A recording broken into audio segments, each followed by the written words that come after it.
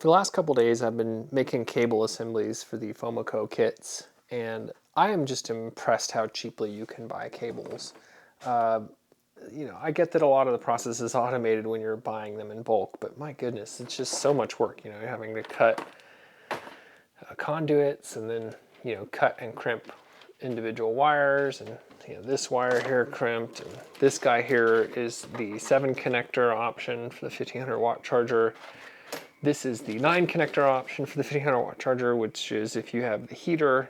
And so this cable right here has 18 crimped ends on it, and also costs about $20 in parts because I'm not using a cheap connector. I'm using these Anderson power poles. This will be the mating side, which is the middle tray assembly side there. I've got power cables galore. Different cable here, some control signal cables there. There's quite a few cables. These are the last cables though for FoMoCo, and so just need to get them finished and then build some daughter boards up. The daughter board is in the car at this point, so I have removed the LiBCM PCB. I know it's pretty dark in here, and then reinstalled it, and so it now has the correct daughter board on it. And I'm just kind of making these last sets of cables before I put that back in the car.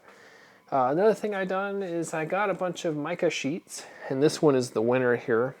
This is it's less than 1 millimeter, it might be right around 1 millimeter thick, and yet when I do my completely unscientific propane torch test on it, it glows bright orange, but no flame penetrated it. You can actually see on this corner where it's a little bit darker.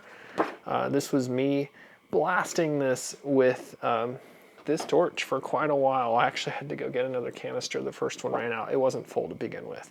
But anyway, the goal of this sheet here is that if one of these bottom 2 modules, which they vent up, so now we'll be here in a minute. So let me turn the ISO up here a bit. So there we go. That looks about right. So when we're in here, we have these 24 cells and these 2 modules on the bottom, and then there's either 2 or 3 modules that are on top. They basically sit on the middle assembly there, and then those are the 3 or 2 modules. And so this will basically go right here after you have attached the cabling and everything before you install the middle tray, or maybe after, I don't know. And then it's probably just going to be taped on with some Kapton tape. It's this piece here, I actually ordered it. It's like the perfect size to keep a venting cell from puncturing the cells below it or above it. So basically what I'm trying to prevent is that if a cell vents up, I don't want it to vent into the cell of the module on top of it and possibly have a chain reaction. Now, one of the things I've actually found out with these modules is they actually have a Mica-like separator between every single cell, which is pretty cool. They don't have a separator between like the edges here, but that's okay. Really, you just don't want the reaction to sustain itself.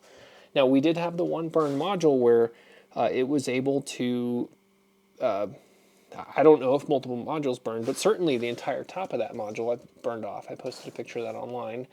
And so this is not going to prevent that. If another module were to have issues here, it's not going to prevent a thermal event, a lithium fire, but it would hopefully reduce or minimize the amount of spreading into the modules above it. So this will be included with the kits, and it's not cheap. These Mica sheets are not terribly cheap, and so there are these types of things that we're adding here at the end are definitely adding to the cost of this project. I've been saying that it's going to be $1,800. At this point, it's probably, it's certainly going to be a little bit more than that. I don't know how much more. I've said it multiple times. I'm not trying to make money on this project necessarily. It's not a hobby. Like I don't want to do it at a loss. So anyway, the kit, the final FoMoCo kit is going to be a little more expensive. Reasonable. I'm doing this project for fun, but I'm also not doing it for charity. So I do want to at least recoup the cost of materials for it. Never recoup the time. We've long since passed the time where I might recoup my engineering effort. But at least for the materials, I do want to be able to cover the cost of all the materials on these, which I'm doing. You know, I won't lie, like the whole parts of this kit are not going to be more than, you know, $700 or $800. But also, I've spent 2 years of my life doing this at this point, so there's some factor. And then, of course, we have the long-term issue of supporting these things. You know, a good product wouldn't need support, but not every product is perfect. So there's definitely support that's going to be had. So anyway, just a little rambly there. The price is going to go up a little bit on this. You know, I haven't collected any money. I haven't actually sold any of these, so I hope that's not a deal breaker for anybody. But I get at the end of the day too that these cars and this kit are about the same price. You know, a running Insight versus FoMoCo is about the same price, but at least you don't have to go buy a new car. So anyway, that's enough rambling for now. I just kind of wanted to show you what I've been working on, just making all of these cables, and there's just so many cables here. These I've all made in the last few days. I've also made those down there in that bucket, and those there, but I made those the wrong length, so got rid of that. And you know, I've got some more things.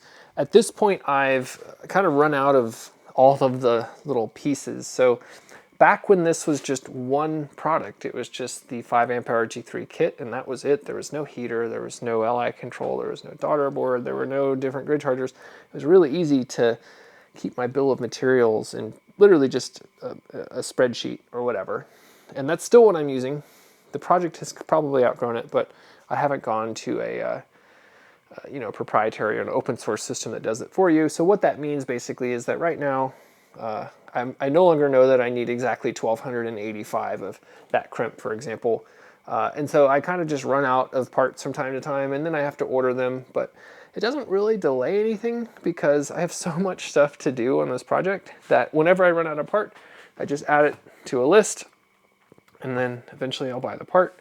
And until the part comes in, I will literally just work on something else. So you can see that all of these are in a state of not being finished, and that's okay because I've still got plenty of other stuff to do for these.